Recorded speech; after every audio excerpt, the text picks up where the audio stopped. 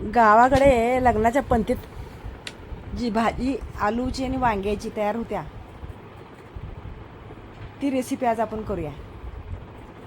आता ही आलू आणि वांगी करण्यासाठी मी हिरवी वांगी आणि बटाटा स्वच्छ धुवून घेतलेला आहे. आता ह्याचे तुकडे जरा मोठे मोठेच करायचे बरं का, छोटी तुकडे करायचे नाहीत. आता हे बघा, हा पीस आहे, ह्यात आपण फक्त 4 तुकडे करायचे आणि बटाटा पण मोठ्या मोठ्या तुकड्यात काढून घ्यायचा. कांदा पण मोठा मोठाच काटायचा, एकदम बारीक नाजूक काय करायचं नाही आहे. ही जी पंक्तीतली भाजी आहे ही चवीला अतिशय उत्तम तयार होते बरं का. आणि हे हिरवं वांगं जे आहे हे कायमच चवीला उत्तम असते. तर असे हे आपण हे जे तुकडे करून घेऊया आणि परत ह्याला पाण्यात टाकूया, म्हणजे वांगं काळं पडत नाही, बटाटा काळा पडत नाही. पाण्यात टाकल्यामुळं कलर बदलत नाही वांग्याचा आणि बटाट्याचा. असे सगळे बटाटे सालीसह किंवा साल काढून कसेही तुम्ही पाण्यात टाकून घ्यायचे, हे पाहू शकता तुम्ही. आणि मग काय करायचं, आता एका छोट्या कुकरमध्ये मी तेल घेतले, थोडं जास्त घ्यायचं तेल, ह्याला तवंग चांगला लागते. आणि मग ही गेली मोहरी आपली, हे जिरे, कांदासुद्धा मी मोठाच कापला आहे बरं का. पण भाजी काय भाजी झाली आहे, हे बघा.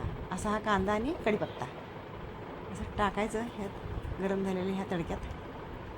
हा चांगला भाजून घ्यायचा ह्यात. त्यासोबतच आता मी ह्यात हिंग घालत आहे आणि ह्यात आपली चिरलेली भाजी. फोडी बघा किती मोठ्या केलेल्या आहेत मी, पण हे उत्कृष्ट तयार होते ही रेसिपी. एकदा नक्की करून बघा. आता हे तेलावरच चांगली की नाही, पहिल्यांदा ह्याला 50% तर शिजवून घ्यायची बरं का तेलावरच, म्हणजे ही जी अगदी चवदार भाजी तयार होते. ही गेली हळद जरा शेवटला टाकायची म्हणजे करपत नाही. आणि हा ताजा कढीपत्ता आपल्या घरचा. हे असं वारंवार ह्याला ढवळत राहायचं. प्लेट झाकायची, परत काढायचं, परत ह्यात गेलं मीठ, परत आपण काय करायचं, ह्याला थोडंसं व्यवस्थित ह्याला चालवून घ्यायचं. हे असं ह्याला व्यवस्थित मिक्स करून घ्यायचं, परत प्लेट झाकायची. आता ही गेली लाल तिखट. तेलात लाल तिखट टाकलं की सगळ्यात शेवटी टाका, आवर पहिल्यापासून टाकू नका, नाही तर मग भाजी आपली जे तिखट जर करपलं तर त्याचा स्वाद एक वेगळाच येते.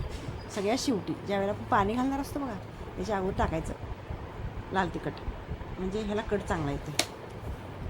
एक अर्धा मिनिट. आणि हे गेलं खोबऱ्याचं शेंगदाण्याचं कूट.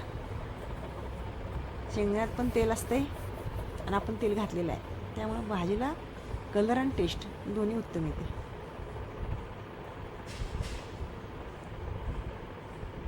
आणि मध्ये मध्ये तुम्ही सबस्क्राईब करायला विसरू नका, लाईक करायला विसरू नका आणि जास्तीत जास्त लोकांपर्यंत शेअर करा.